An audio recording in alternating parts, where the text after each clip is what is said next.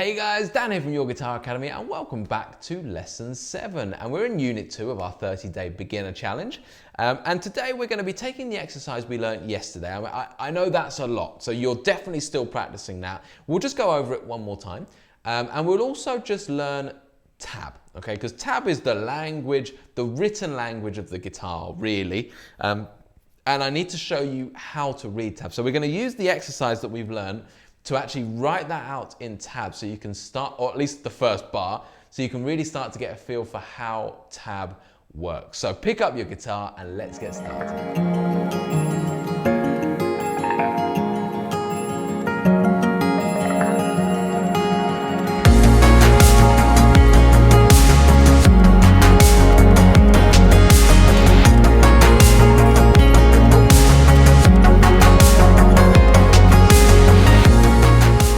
So if you're new to this course and you've just come through to this on YouTube, then please remember that you can head on over to the website and you'll find full write-ups for every lesson, all of the tab, all of the chord boxes, the fretboards, everything you need to absolutely smash and master every single lesson. As well as that, please do like and subscribe to our YouTube channel. It massively helps us continue to provide you these free courses, and leave us a comment. If you've got questions, we will get back to you. So leave us a comment under the video and we'll speak to you there. Okay then guys, so let's talk about tab. And we're going to be using the whiteboard, the blackboard, sorry, again, and we're going to be getting this drawn out. Now, at the end of the last lesson, I talked about how you can do the exercise either in 4th notes or 8th notes. That's going to be important for our tabbing. I'm going to kind of give you a bit more indication about how that works now. So if I did that exercise, we'll do it one more time just to kind of remind you where we are with it. So I've got it at, let's just go with 50 BPM, okay? And here's our drum beat. Now, if I chose to do this exercise in 4th notes, I'm literally counting 1, 2, 3, 4. 1, 2, nice and slow. 3, 4. My notes reflect that. 1, 2, 3, 4. Okay? If I did it in 8th notes, remember those ands? You know, 1 and 2 and from the strumming pattern? I'm now doing all of those as well. Okay? So it will end up sounding like this. 1 and 2 and 3 and 4 and. Okay? So what it essentially does by doing the 8th note version is doubles the speed. You know, because you've got an alpha 8 notes where you did play 4. So 4 notes, 1, 2, 3, 4, and then 8th notes, 1 and 2 and 3 and 4 and. Okay, so you've got to do double the speed. So you're kind of working with one or the other at the moment, totally depending on you. Like I said, if you're total newbie, this is the first thing you've done, 4th notes is a great idea, you know, because you want to be making sure that technique is bang on. If you've already had a year or so's playing, or maybe 6 months, and you kind of got your fingers moving a little bit already, try and aim for that 8th note version, okay, at kind of 50 odd BPM, 45, 50 BPM. Now, tabbing wise, we've got to kind of lay down some groundwork. So let me pop the guitar down for a second, all right? Tab is a wonderful, wonderful thing. It's kind of like music, musical notation, simplified, essentially. And we're not going to go into too much detail. We're just going to work out the basics of tab here at the moment. So first thing I'm going to draw out is my blank tab script. So I'm going to draw 6 lines. So as I'm doing this, see if you can guess what these 6 lines mean. So here's, let me just get this right. So 1, 2, 3, 4, 5, 6. I'm going to pop a bar in there, okay? So, 6 magical lines. So, this is your tab, okay? And as you might have guessed already, these are just the strings of the guitar, okay?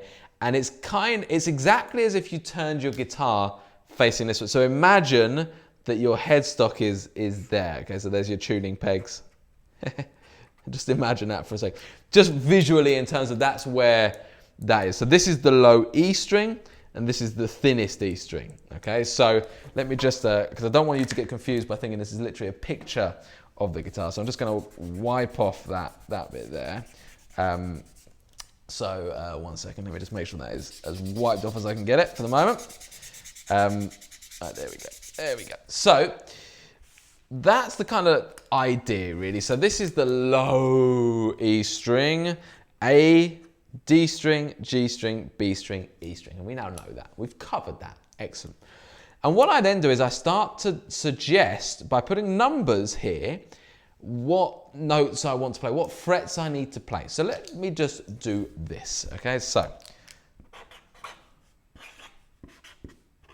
okay, so let's have a look at that. Let's have a look at that. So I've written 5, 6, 7, 8, and we're back to that step song. My boot, daughter, baby. So 5, 6, 7, 8, and that actually is the start of the exercise that we played. Because what this is saying is that on the E string, so this is the E string, remember the string here, all the way there, this is all E string, play the 5th fret. So that's exactly what we did. Then play the 6th fret. So yeah, that's exactly what we did. Then play the 7th fret, then play the 8th fret, like that. So it's in one way, it's a picture of the strings, but very, very differently to the chord boxes that we looked at. It's also a timeline, okay? So your drum beat, as I play that drum beat, it's moving along, you know, across like that. It's a timeline. This will go on and on and on.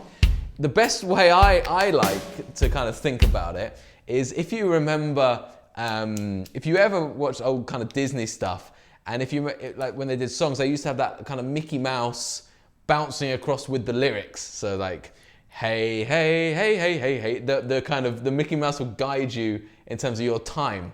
So it's a timeline like that, okay? Imagine it kind of scrolling across in time. And it's saying on the first beat, do the 5, then 6, 7, 8, something else, whatever else it's gonna be, okay? So that's kind of like your basics, okay? And for the purpose of this tab, we're gonna do 4/4. So as in 4th notes. So the first exercise that I did with the 4th notes. So we're gonna say if that drum beat comes back in, okay, I'll count myself in, 3, 4. It's gonna be 5, 6, 7, 8, like that, okay? So we just go along. Each one of those is a quarter value. And by the end of it, I can put in a bar line. Okay, so this is the other thing where it gets a bit confusing if you start to think of this and a chord box and a fretboard diagram and all these things.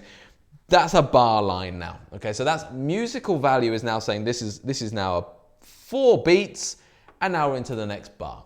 It's a way to kind of break up just a constant set of notes by saying these four notes fit into the bar, and then you're into the next bar. Okay, and we know that they're even as well, and that's something later down the line. You know, they don't all have to be even, but they are in our case. Okay, so then I would then have the second bar, which is 5, 6, 7, 8. Again. Okay, so let's just have a look at that. So 5, 6, 7, 8, but now we're on the A string. Okay, so we've done the E string, 5, 6, 7, 8, and now we have 5, 6, 7, whatever the notes are, no idea. But we're now on the A string. So you can see we've moved up a string, we're in the next bar along. So as the drum beat moves along, 5, 6, 7, 8, 5, 6, we're moving along like that, 7, 8, and so on, okay? So tab, the beauty of tab is it gives you enough, okay? As a guitarist, we're not that interested, unless you're gonna go down the route of wanting to be able to sight read, which we're not setting you up here for at the moment. We're not that interested in the musical notation value, that this is necessarily a quarter note, this is maybe a dotted eighth note or whatever, but what we are interested in is knowing, okay, well I can hear the exercise, I know what it sounds like, or I can hear the song, I can hear the solo, so I could kind of sing that, I could get the rhythms from listening, but where do I put my fingers? That's what we want to know, and that's what tab gives us. What it's saying, well, you put your finger on the 5th fret on the E string, then the 6th fret, then the 7th fret, then the 8th fret, then in the next bar, the 5th fret on the A string, 6th fret, 7th fret, and so on. So it's giving you a rough indication of the timing, and it's giving you exactly where to put your fingers on the strings. That's the beauty of tab. That's what we're getting out of tab, okay? So with that, if I pick up the guitar, that's my kind of like first 2 bars of my tab. If I pick the guitar back up, that's what I have. So I had the 5th fret. I'll get my drum beat on.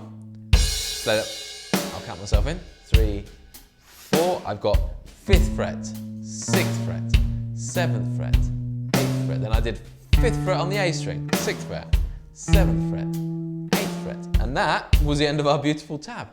And then you'd go on to write out the rest of the tab. So then you'd have a 5th, number 5 on the D string. Okay, so if we bring back the tab here, you know, I'd then create, I'm going to run out of blackboard here, but I'd create another bar, you know, and then obviously these would have to be extended like that. And then you'd have 5, 6, and so on. So you then go into the next bar, and then the tab would then go down to the next level, next level, next level. And you'll see it. When you go over to the website, you'll see the full tab now of this exercise. Okay, so you can see this nice and written out on a computer very neatly, and you'll start to get the idea. So the beauty of tab is that it's quite simple and it's enough for us guitar players. All right, so as a guitar player, we do a lot of listening as well. It's part and parcel of learning the guitar. Really, you listen to that guitar solo that you want to play, for example. You know it, you can sing it in your head. We've all been there. We've all air guitared to Brian May or whatever it is. And you know the part that you're trying to play, okay? We're not classical musicians where we're just gonna, or session musicians at this point, whereby a sheet of music goes up in front of us, we've never heard it before, and we're expected to then play that sheet of music. That's not what we're aiming for with tab. With tab, we hear the part we want to play, so we know what it sounds like, we know what we're aiming to get to play, but the tab just shows us this is where you put your fingers, and this is the rough timing, bar by bar, okay? So with this particular exercise, you know, that are 5, 6, 7, 8, like that, we know it, we've heard it, you've been practicing it, so you kind of know what it should sound like, and now when you look at the tab, you can see, okay, so that reflects this. So your homework at this stage is, of course, to continue practicing that 1, 2, 3, 4, that 5, 6, 7, 8 exercise. So I keep avoiding the steps reference. And for those of you who have never heard of steps, I'm just gonna sound like a madman. But Google it, steps 5, 6, 7, 8. You'll see what I mean. And this is your exercise, your homework. Got mega distracted there. Your homework is to go over to the website, check out the full tab for this exercise, and do it in front of that. Now, we've drawn out the tab in both 4th notes and 8th notes. Okay, so you can see the difference there. Obviously, with the 4th note ones, it's as I did it there on the blackboard. With the 8th notes, you're going to fit 8 into a bar. So one bar will be 1 and 2 and 3 and 4 and. Okay, so depending on which one you're kind of working with, depending on your level as a beginner, you'll see it there and you can kind of work with that. So good luck with that, guys, and I'll see you tomorrow for the next lesson. Okay, guys, so thank you so much for watching this video. That's it for today. Please do head on over to the next lesson when you're ready, which you can find here, or you can start from the beginning of the playlist right here on YouTube over here. Also, if you want to leave us a comment, we do our best to answer any questions that you might have, and pop us a like and subscribe to us on our YouTube channel. Every little helps. Thank you so much, guys. Speak to you later.